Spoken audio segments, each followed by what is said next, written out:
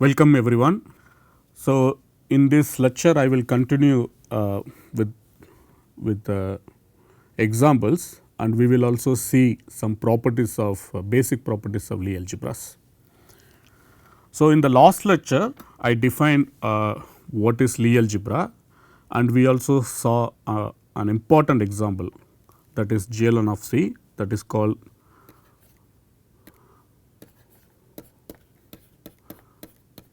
the general linear Lie algebra. So, let us recall the definition. So, GLN of C as a vector space, it is Mn of C, and the bracket is nothing but the commutator bracket.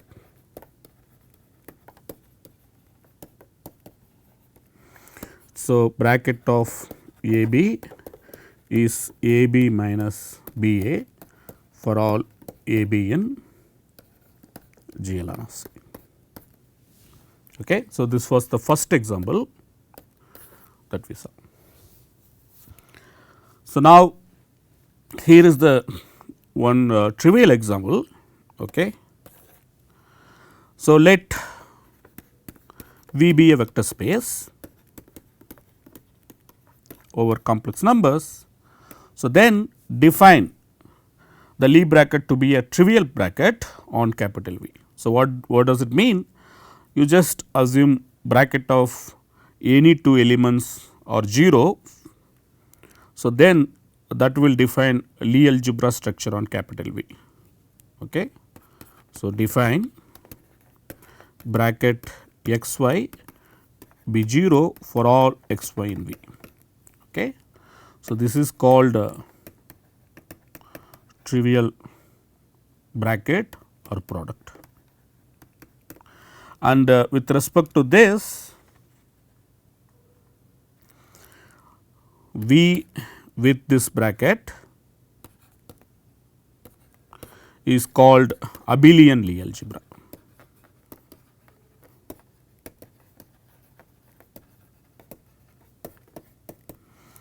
Okay. So, this is a trivial bracket on capital V that gives us abelian Lie algebra.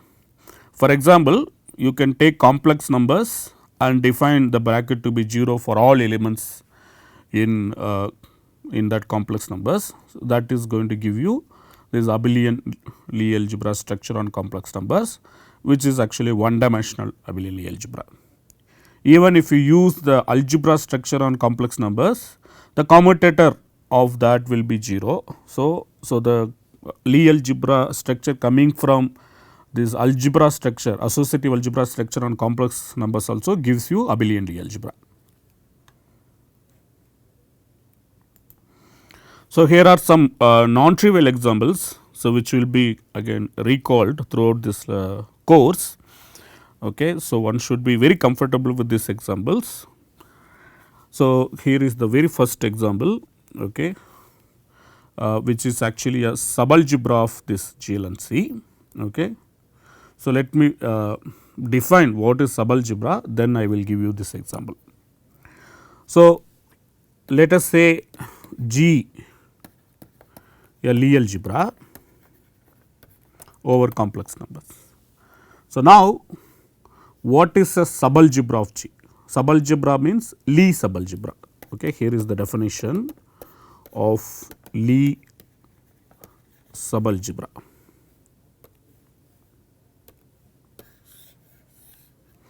So, what it is? So, a Lie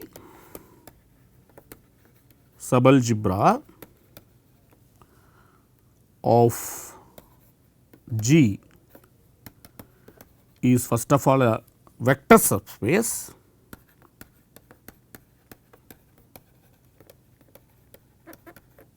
So, let us call that subalgebra A. Okay. A Lie subalgebra A of G is a vector subspace of G that satisfies the following condition.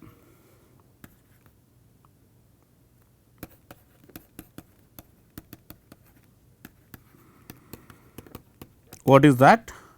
Whenever you take two elements x y from that subalgebra, then the bracket of that also should be inside that subalgebra. Okay. So, that is the condition.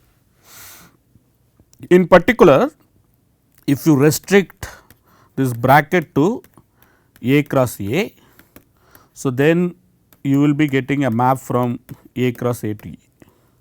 So, this is naturally a Lie algebra homomorphism, sorry, it is naturally a bilinear map. So, because of this condition, it actually says A with this restricted bracket defines Lie algebra structure. Okay. So, that is naturally subalgebras are defined. So, now we will come to our example. So, we have this GLNC. So, now what we will do? We define this subspace which will be denoted by SLNC. What are this? This is those matrices from M and C such that the trace of that matrix should be 0. So, this is the set of all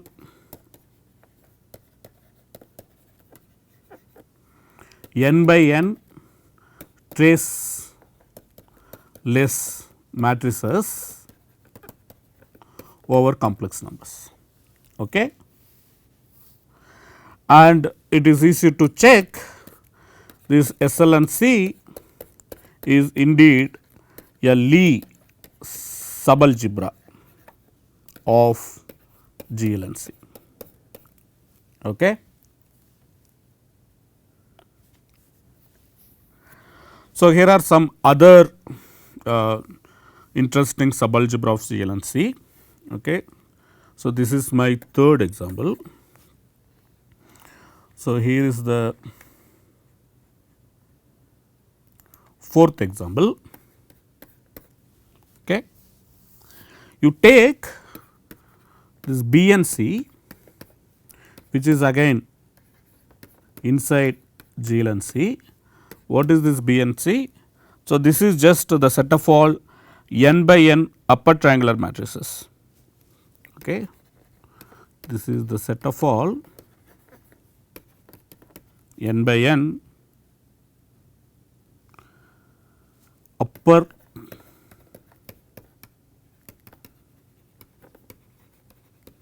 triangular matrices over complex numbers. Okay. So, this basically looks like, so upper triangular means on the diagonal you should have star, these are all 0 and then this is.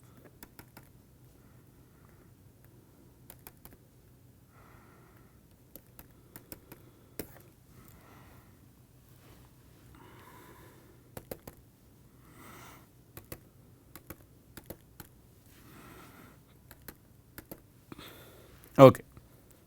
So, this is how they look like. Again this is actually a subalgebra. I will leave it as exercise. Prove that B and C is a subalgebra of GLNC. So, from the context it is clear I am talking about Lie subalgebra. Similarly, the fifth example. So, this is 4, this is 5. You can also take strictly upper triangular matrices. Okay. Take this n and C. So, this is again German small n. Okay. So, this is you take it to be the set of all n by n strictly upper triangular matrices.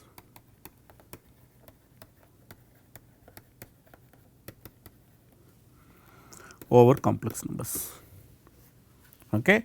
Again it is easy to prove. So, this is subalgebra of B and C, and which is subalgebra of GL and C. Okay. So, here is another interesting subalgebra, so which denoted by this D and C. So, this is the set of all diagonal matrices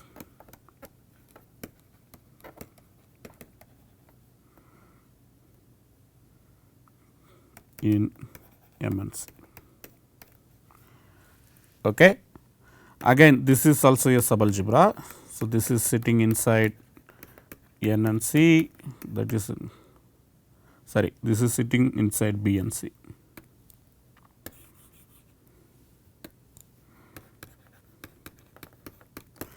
And this is also a subalgebra.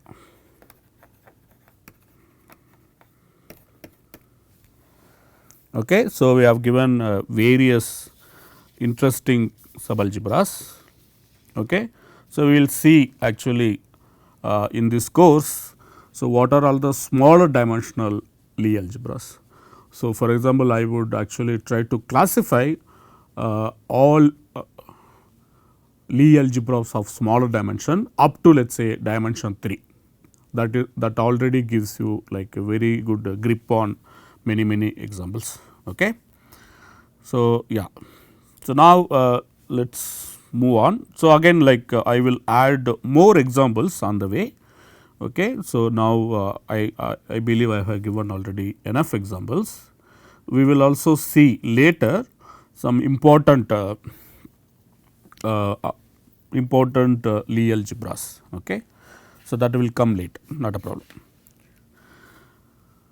Now, let us try to understand Lie algebras from this vector space point of view.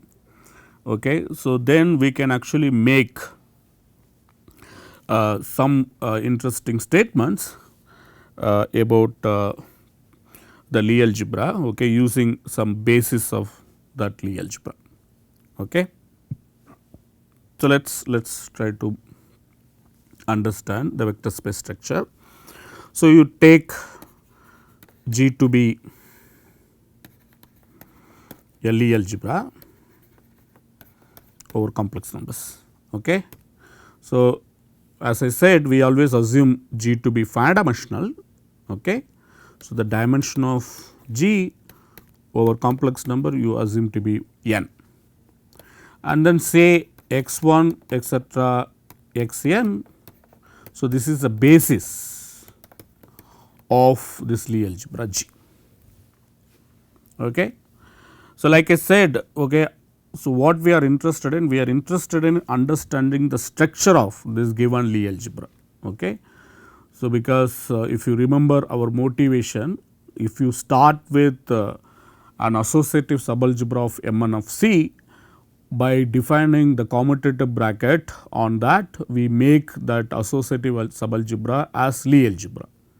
If we understand the Lie algebra structure on that, that more or less tells how far it is actually stay away from being commutative and so on. Okay. So, the Lie structure in some sense gives some informative ideas about the associative algebra structure. Okay. So, that is why we are interested in actually understanding the structure of this given Lie algebra. So, for that, so from the linear algebra point of view, what we can do? We can start with a basis of this Lie algebra and then try to understand how one can use this basis to understand this Lie algebra structure. So, recall what is this Lie algebra structure? The Lie algebra structure comes from the Lie bracket from G cross G to G. So, if you are interested in understanding this Lie bracket on entire G using the bilinearity, it is enough to understand what happens to these elements xi xj. Okay. So, suppose if you can understand what is this x I x j in terms of again in terms of x case, because x case form a basis, then more or less you understand what is this Lie bracket. Once you understand the Lie bracket, then you understand the structure of Lie algebras. Okay. So, that means this x I x j you can write it as this a k I j x k, where k is varying from 1 to n.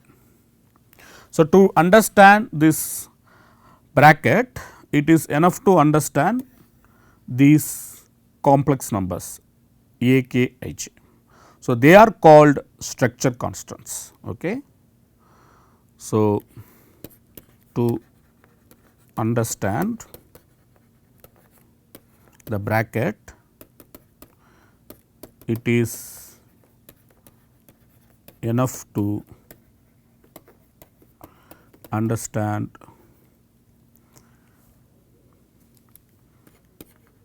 the bracket x I x j using the bilinearity. So, that is actually boiled down to understanding these numbers, the structure constant.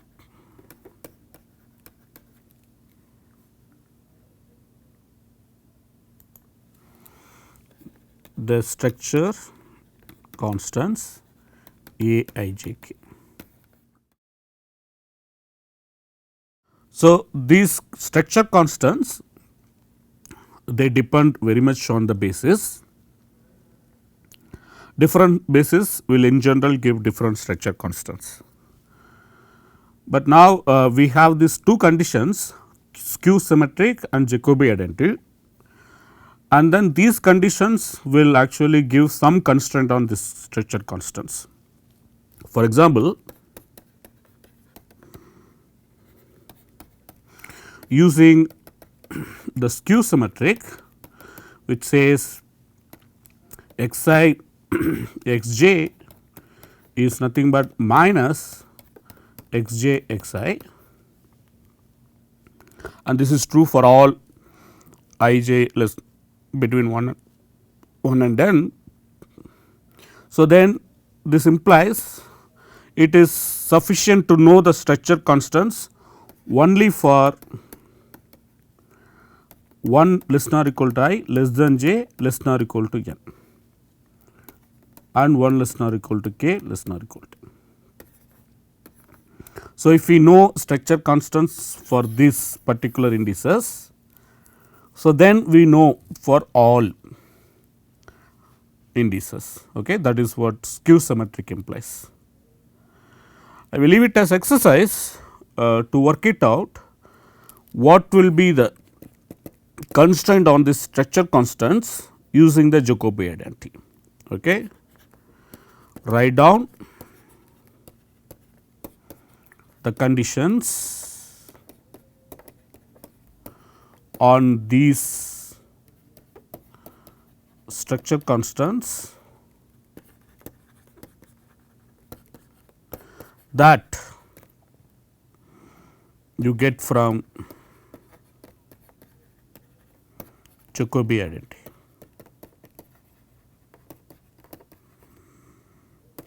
Okay, it is a very interesting exercise, you should actually try to do. But you can actually think about it, once you know these structure constants which you know for these indices, and then whatever the conditions that actually you get it from the Jacobi identity, if those conditions are all satisfied, then it is not very difficult to define the Lie algebra structure on this given G. Okay. So, goes in both direction. But the problem is you can see for larger dimension n you need lots of information. So, this structure constants can be very arbitrary, and the conditions that you get from this Jacobi identity, they do not look that pleasant. Okay. So, determining the Lie algebras just using structure constants more or less impossible problem. Okay. So, now I will end with this lecture by giving some more basic definitions. So, we actually seen the definition of Lie algebra and its subalgebra. So, now we define what is called homomorphism in this category of Lie algebras. Okay. So, here is the definition of homomorphisms.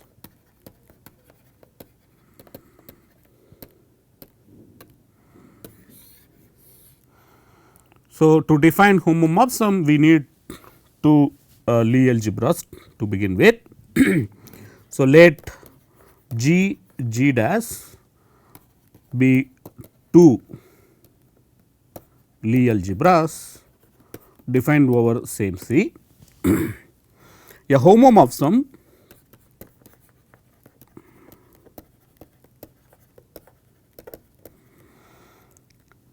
phi from G to G dash is a linear map, because it should actually obey the linear structure, which is the vector space structure, that satisfies the following condition.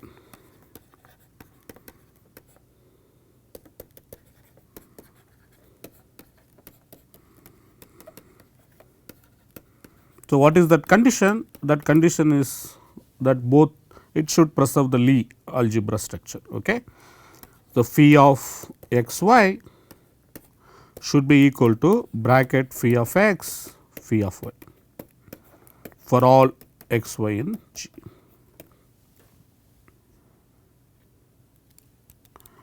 So, now once we define homomorphism, it is not hard to define what is isomorphism.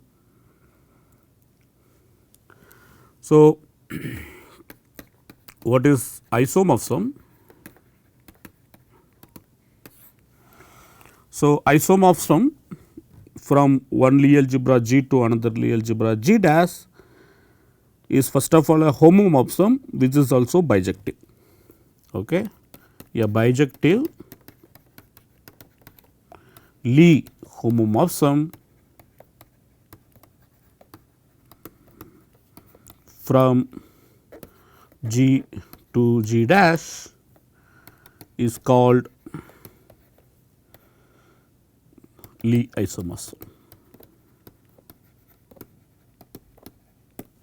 So, from the context it will be clear whether we talk about Lie algebra homomorphism or Lie algebra isomorphism and so on. So, because of that we always ignore this adjective Lie. Okay. So, I will actually leave it as exercise. So, if you have a bijective homomorphism from G to G dash, so that is an isomorphism. So, then you can define what is called inverse of that map, and one can prove that inverse must be again Lie algebra homomorphism. Okay. Suppose phi is from G to G dash is an isomorphism, then this phi inverse which is defined from G to G dash, which is a map, okay, that is defined because the phi is bijective. So, this is again a Lie homomorphism.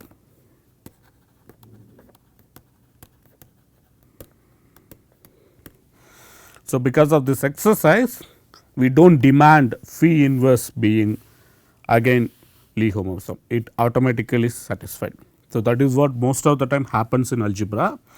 Even if you take these groups, rings, even vector spaces, all these bijective homomorphism will become like the inverse will become homomorphism in that particular category.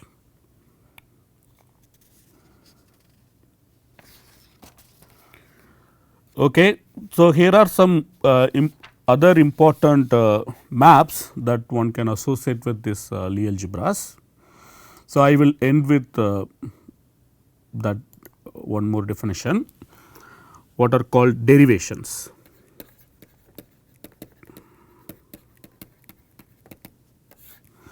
So, what is derivation? So, let us define derivation for any algebra. Okay. So, we have defined this associative algebra and we have seen this Lie algebra. Okay. So, if you take these two definitions, if you think about it, both of them are vector spaces having some product in it. Okay. And if they further satisfy some conditions, then you call it call them like either associative algebra or Lie algebra. So, in that sense we can actually define what is called algebra over complex numbers. Okay. So, what is algebra over complex number? On algebra over complex number is a vector space together with a product. Okay. And that product should satisfy that compatibility condition between the scalar multiplication and this new product. Okay.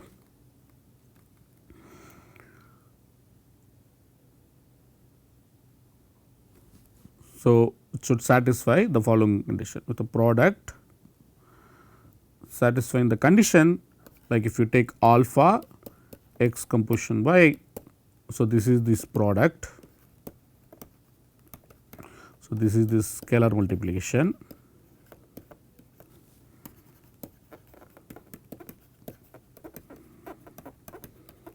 So, then this should be equal to alpha x y and same as x into alpha y for all alpha in C, x y in whatever the algebra that you started with. Let us call it capital A.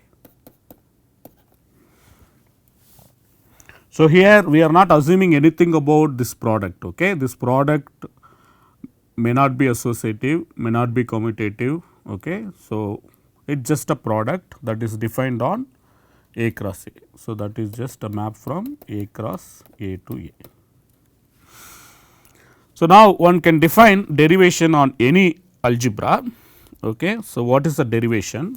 Suppose A is an algebra over complex numbers. So, that means you have addition and you have multiplication and you have scalar multiplication. So, this is addition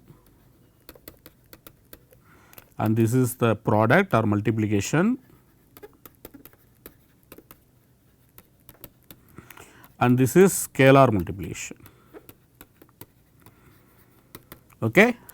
And A plus this dot, this is a vector space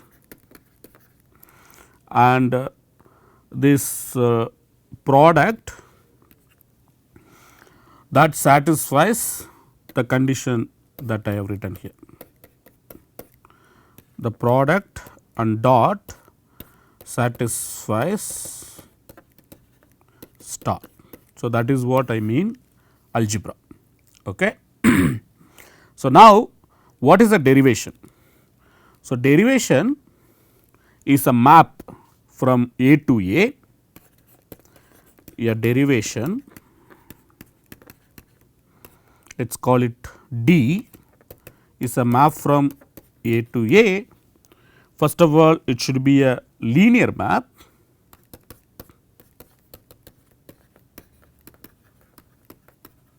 over C. So, all the maps should be linear. Okay. That is the underlying assumption, because all the objects that we consider, they are all vector spaces. The second condition, it should satisfy what is called Leibniz rule. Okay. D of A B should be equal to A D of B plus d of a b, okay, and this should be true for all a b in capital A. So, this condition is called Leibniz rule. So, which you must have seen in calculus, okay. The same condition must be true for this derivations. So, now if we write this definition for the Lie algebra, then you can see the conditions look as follows. So, G is, let us say, the Lie algebra over C. The derivation from G to G is first of all a linear map,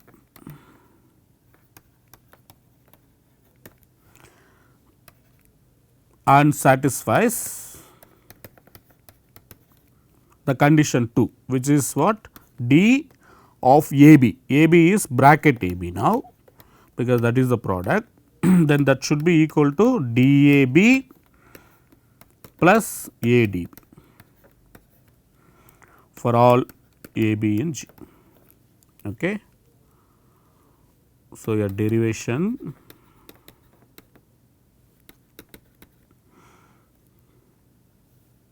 is a linear map satisfy this condition. Okay. That is the condition I wrote here. So, this is a d b plus d a b.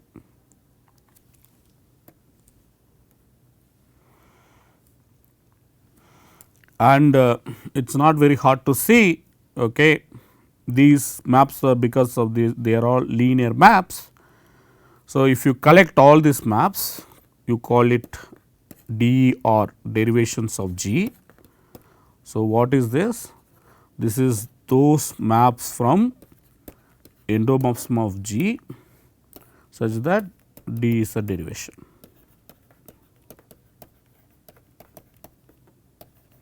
So, this is a vector subspace of endomorphism of G. Okay. So, this is defined over complex numbers. So, what is endomorphism of G? So, this is the set of all linear maps from G to G. So, where endomorphism of G, okay, this is the set of all C linear maps from G to G. Okay.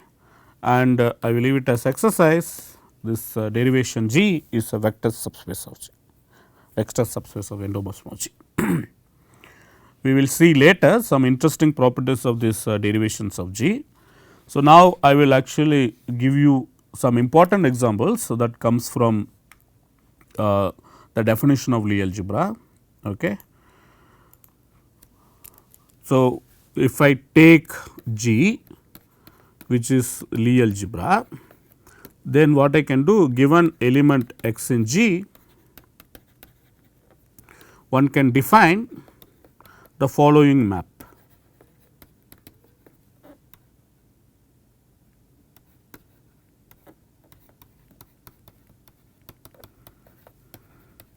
So, what is that map? That map will be denoted by add x, which is a map from G to G. So, it is defined by add x of y is given to be x y, and this is for all y in G.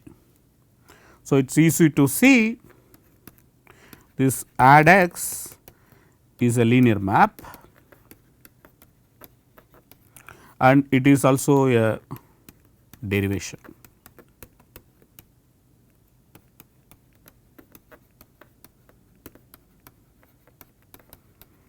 Okay. So, what is the meaning of this being derivation? Let us just spell it out.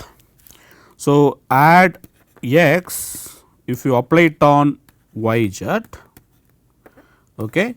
So, then what do you need to get? You need to get this is equal to bracket add x applied on y comma z plus y add x applied on z. So, that is the meaning of derivation. Okay. But what is on the left side? So, this is just bracket x bracket y z. Okay. But what is on the right side? The first term, it is bracket x y and then bracket z, and the second term bracket y and then bracket x z. If you go back to the Jacobi identity, you can see that this is just a Jacobi identity written in different way. Okay. So, what is Jacobi identity? The Jacobi identity is bracket x bracket y z is plus bracket y bracket z x plus bracket z bracket x y should be 0. Okay. That is the Jacobi identity. So, then if you keep the first term on the left side and then take the remaining term on the left side right side, then you get something like this.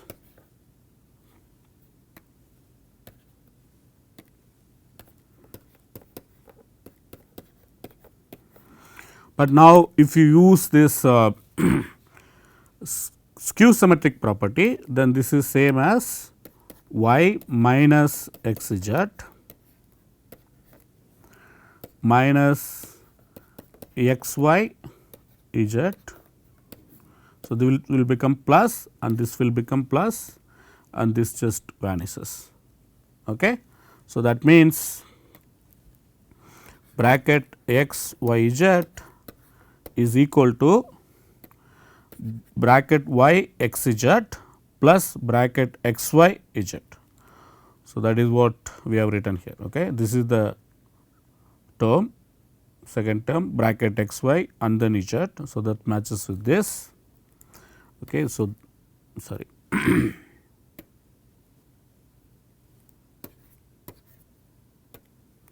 So, this term matches with this term and this term matches with this term. Okay. So, in a way what we are saying, this Jacobi identity is nothing but this add x being derivation. Okay. Jacobi identity is equivalent to add x being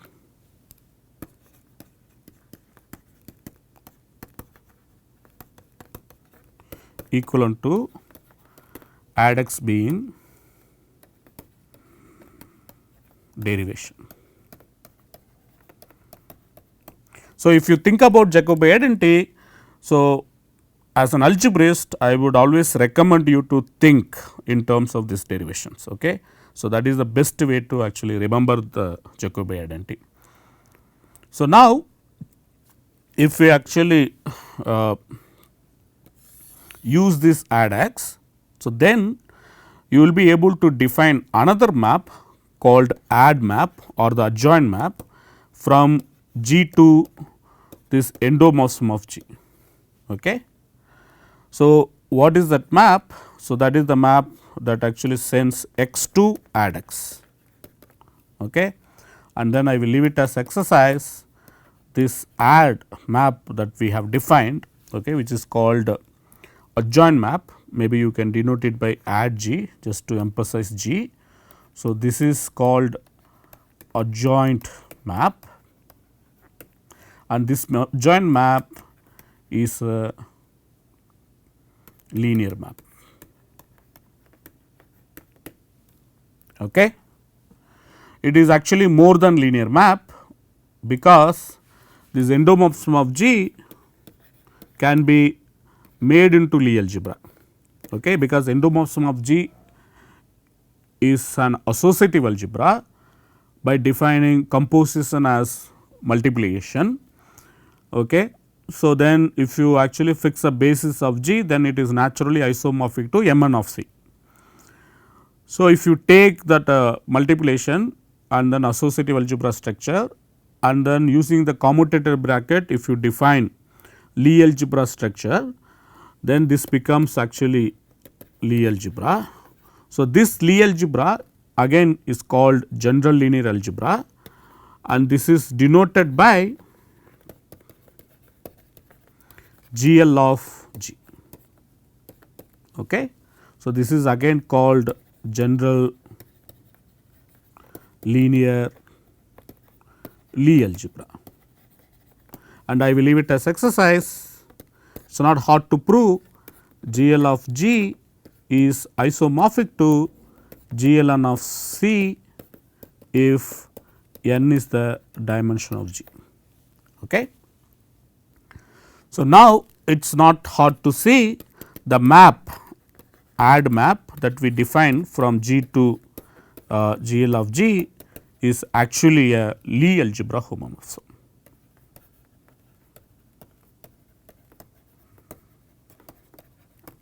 Okay. I will stop here and we will continue in the next class. So, I will actually define some more basic objects that will be useful later in the course, and then we will study some more basic properties of Lie algebras in the next class. I will stop here.